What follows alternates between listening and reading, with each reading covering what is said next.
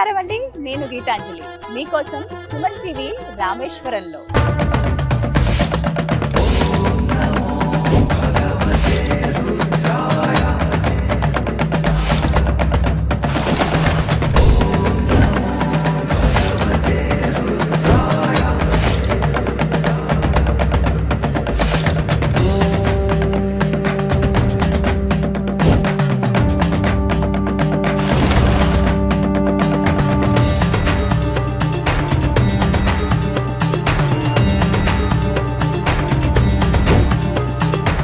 రామేశ్వరంలో Suman TV.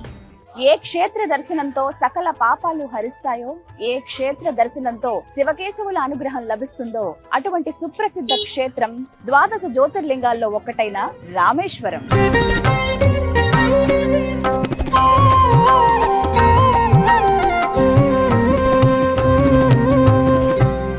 నేను కట్టుకున్న ఈ అందమైన సారీని స్పాన్సర్ చేసిన వారు వారాహి సిల్క్. సాంప్రదాయానికి సౌందర్యానికి వారధి. ఆ రామనాథ స్వామి దర్శనంతో పునీతులవుదాం. వెళ్ళి స్వామివారిని దర్శించుకుందామా, రండి.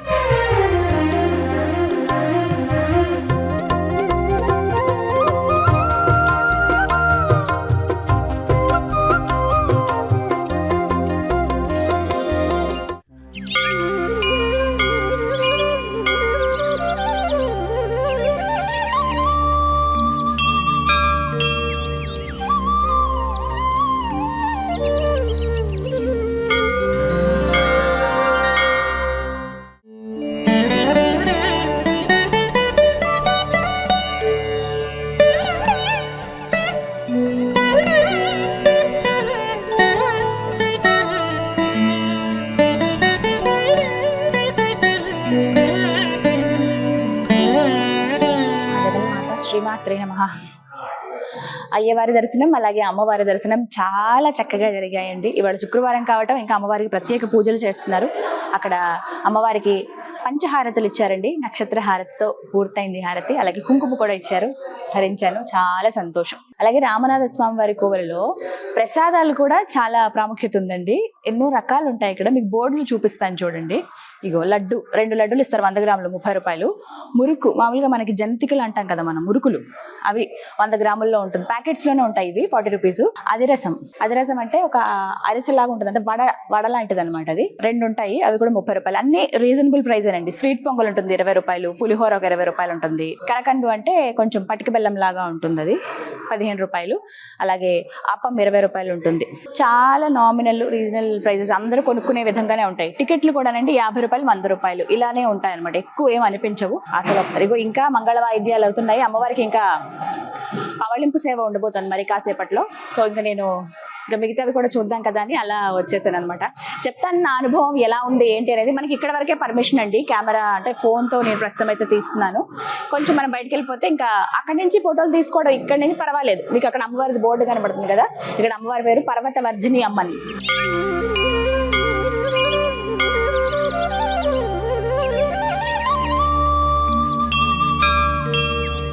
అమ్మవారి దర్శనానికి వెళ్తుంటానండి. మనకి కుడివైపున ఒక స్తంభానికి ప్రత్యంగిరాదేవి విగ్రహం అలా చెక్కి ఉంటుంది.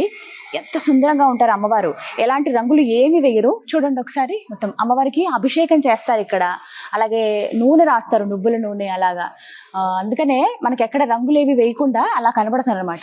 కానీ ఇక్కడైతే శుక్రవారం రోజు అయితే ప్రతి శుక్రవారం పూజ చేస్తారటండి. ఇగో అమ్మవారి కుంకుమ ధరిస్తారు, అభిషేకం చేస్తారు, అలాగే నువ్వుల నూనె అంతా అద్దుతారు. ఇలాగా సింహం ముఖంతో ఉన్నారు కదా అమ్మవారు, భుజాలతోటి. మొత్తం అమ్మవారు ఇక్కడ 10 చేతులతో కనబడతారండి. ఇలా చీల్చుతున్నారు, చూడండి కనిపిస్తున్నారు మనకి. కానీ ఉగ్రంగా ఉంది ఆవిడ, సింహం ముఖంతో కనిపిస్తున్నారు అనమాట. అన్ని స్తంభాలు కలర్ఫుల్ గా కనపడతాయి, కానీ ఈ ఒక్క స్తంభం మాత్రమే మనకి ఇలాగా రాతి ఎలా ఉందో అలా ఉంచేస్తారు అనమాట. మీరు వచ్చినప్పుడు మాత్రం ఖచ్చితంగా దర్శనం చేసుకోండి, ఒకసారి దండం పెట్టుకుని వెళ్ళొచ్చు.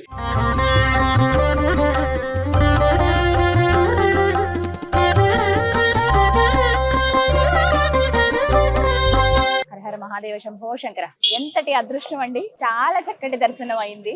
మీకు లోపల నుంచి వస్తూనే కొన్ని విగ్రహాలు అవి చూపించాను కదా, ఇంకా పూర్తిగా బయటకు వచ్చేసాను. నేను వెళ్ళింది ఈస్ట్ ఎంట్రన్స్ నుంచి అండి. ఇప్పుడు నుంచి కూడా అదే. ప్రధానంగా స్వామి దగ్గరికి వెళ్ళాలంటే మార్గం ఇదే. 4 గేట్లు ఉంటాయి, ఈస్ట్, వెస్ట్, నార్త్, సౌత్ అని.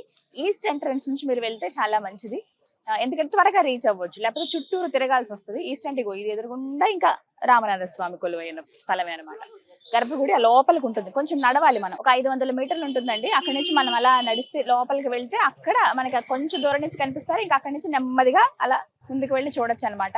లైన్లు ఉంటాయి, క్యూ లైన్స్. అయితే ఫస్ట్ మనం ఇలా వెళ్తున్నప్పుడే ఒకటి రెండు గుమ్మాలు, పెద్ద పెద్ద ద్వారాలతోటి గుమ్మం దగ్గర అలా దాటుకుని వెళ్తున్నప్పుడు లెఫ్ట్ సైడ్ లో స్వామి వివేకానంద గారి గురించి ఇంగ్లీష్ లో ఒక రాసి ఉంటుందండి, ఒక చిన్న స్టోరీ లాగా. అది మీకు టైం ఉంటే కనుక మీరు చదవచ్చు. మాక్సిమం మీకు తమిళం అలాగే ఇంగ్లీష్ ఈ రెండే ఉంటాయండి, హిందీ కూడా చాలా తక్కువ. మీరు ఇంగ్లీష్ లో అర్థం చేసుకోగలిగితే ఒకసారి చదువుకుని అలా లోపలికి వెళ్ళండి. ఒక్క అడుగు ఇలా లోపలికి వేయగానే నంది విగ్రహం ఉంటుందండి. ఇంత పెద్దది, అసలు 2 చేతులు చాపినా కూడా చెప్పలేము అంత పెద్ద నంది విగ్రహం. రంగురంగులుగా తీర్చిదిద్దారు అనమాట. 4 ఇలా బయటకు పెట్టి ఉన్నట్టు. నిజంగా నంది కూర్చుంటే ఎలా ఉంటుంది, అంత నిండుగా అన్నట్టుగా అనిపిస్తుంది అనమాట.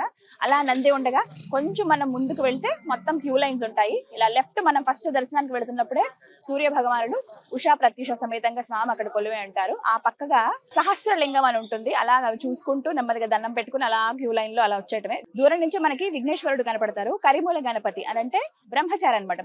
పెళ్ళవక ముందు బ్రహ్మచారి గణపతి అక్కడ మనకి విగ్రహం ఉంటుంది. నల్లటి విగ్రహమే, రాతి విగ్రహం. అలా చూసుకుని దూరం నుంచి దండం పెట్టుకుని క్యూ లైన్ లో అలా వెళ్తే ఇక కొంచెం పైకెక్కి చూడాలండి. అక్కడి నుంచి ఉంటుందండి, కైలాసంలో అడుగు పెట్టామనే భావన కలుగుతుంది. నిజంగా చిన్న లింగమే, కానీ స్వయంగా శ్రీరాములు వారు ప్రతిష్ఠించినటువంటి లింగాన్ని మన కళ్ళారా చూడటం అనేది ఒక మహద్భాగ్యం అండి. సీతమ్మ అలా సైకతంతో అంటే ఇసుకతోటి ఒక లింగాన్ని ఏర్పాటు చేసి అది శ్రీరాముల వారికి ఇవ్వగా ఆయన ఆ లింగానికి ప్రాణ ప్రతిష్ఠ చేస్తారు. అందుకే స్వామి పేరు ఇక్కడ రామనాథ స్వామి, రామనాథేశ్వరుడు అని అంటారు. ప్రత్యేకించి చెప్పాలి, జ్యోతిర్లింగాలలో మనకి ఒకటైనటువంటి రామేశ్వరం అనేది సకల పాపహరణం అండి. దర్శించుకోవటం వల్ల సాక్షాత్గా బ్రహ్మహత్య పాతకాన్ని పోగొట్టుకున్నారు ఈ లింగాన్ని ప్రతిష్ఠించి రాముల వారు అని చెప్తారు. అంటే మనం ఏ పాపం చేసినా పోతుందా అనేది కాదు, అక్కడ మనలో పశ్చాత్తాపం అనేది ఉంటుంది. ఆ పశ్చాత్తాపం పడి ఇలాంటి ప్రదేశాలకు వస్తే, ఇటువంటి సంగమాల్లో తీర్థాల స్నానం ఆచరించి స్వామిని దర్శించుకుంటే అదొక మహద్భాగ్యమే. మనం ఇక్కడికి రావాలన్నా మనం అంత ఈజీగా రాలేమటండి. నేను చాగంటి గారి మాటల్లో విన్నాను, నేను వెళ్తాను రామేశ్వరం, నేను వెళ్ళాలనుకుంటున్నాను, ఇలా అనకూడదట.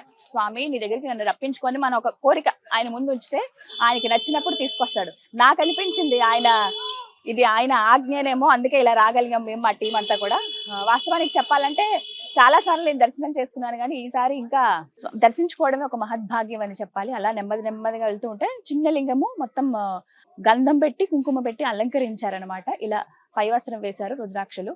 దూరం నుంచి అలా చూసుకుంటూ ఓం నమ శివాయ, ఓం నమ శివాయ. ఇక్కడ ఏంటంటే హరహర మహాదేవ శంభో శంకర ఓం నమ శివాయ అంటున్నారు, జై శ్రీరామ్ అని కూడా అంటున్నారు. ఎందుకంటే రాముల వారు ప్రతిష్ఠించింది కదా, అందుకనే శివకేశవులు ఇద్దరికి కూడా ప్రీతిపాత్రం ఈ స్థలం అని అంటారు. ఇద్దరిని మనం దర్శించుకున్నట్టే, ఇద్దరి అనుగ్రహం మన పైన ఉన్నట్టే. అలా స్వామిని చూసి నెమ్మదిగా పక్కకు వచ్చేస్తేనండి అక్కడ మనకి నటరాజ స్వామి కనిపిస్తారు. అలా కొంచెం దిగి వెళ్తే దక్షిణామూర్తి వారి దర్శనం చేసుకోవాలండి. గురుదేవులు కదా ఆయన, అసలు గురువు అంటే దక్షిణామూర్తి అనే చెబుతారు. ఆయన దర్శించుకుని అలాగే పంచలోహ విగ్రహాలతో ఉన్న రాముల వారిని కూడా దర్శించుకుని అలా పక్కకు వెళ్తే ఆ గణపతి వైపు నుంచి మనం ముందు కనుక అలా వెళ్తూ ఉంటే వెనక మనకి లింగోద్భవం కనిపిస్తుంది అనమాట. అంటే ఎలా అసలు లింగోద్భవం ఎలా జరిగింది, ఆది అంతం అనేది ఉండదు కదా. బ్రహ్మ విష్ణు పోటీ పడతారు కదా అసలు ఎక్కడుందో తెలుసుకోవాలని చెప్పి, కానీ చివరికి అది ఆది అంతం అన్ని నేనే అని చెప్తారు కదా. ఆ లింగోద్భవం ఎలా లింగంలాగా ఉద్భవించారో స్వామి అనేది అక్కడ ఆ విగ్రహం మనం కరెక్ట్ గా వెనక వైపున చూస్తాం. అలా ముందుకు వెళ్ళి కొంచెం పక్కకి వెళితే గనక విశాలాక్షి అమ్మవారిని దర్శించుకుని కొంచెం పక్కగా మీరు మహిషాసురమర్దిని అమ్మవారి చిన్న విగ్రహం ఉంటుందండి, అది కూడా చూసుకుని ఒకసారి అలా పైకి ఎక్కితే ఆంజనేయ స్వామి వారు పెట్టినటువంటి శివలింగం ఏదైతే ఉందో ఆ లింగాన్ని మనం అక్కడ దర్శించుకోవచ్చండి.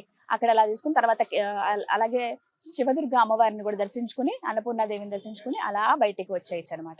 ఇక అక్కడ నాకైతే ఏనుగు కనిపించిందండి, రామలక్ష్మి అట పేరు, ఆలయానికి సంబంధించిందే.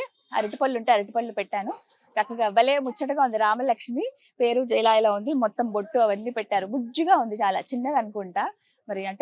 మరి అంత వయసు అయితే కాదు, పెద్ద ఏనుగైతే కాదు. కాకపోతే ఫోటోలు అవి తీయడానికి కష్టమైంది. నేను సాధ్యమైనంత వరకు తీయగలిగాను, ఎందుకంటే మనం కొన్ని గౌరవించాలి కాబట్టి ఆలయంలో. అలా ఆ తర్వాత అమ్మవారి దగ్గరికి పక్కన రూట్ ఉంటుందండి, అక్కడి నుంచి వెళ్ళొచ్చు.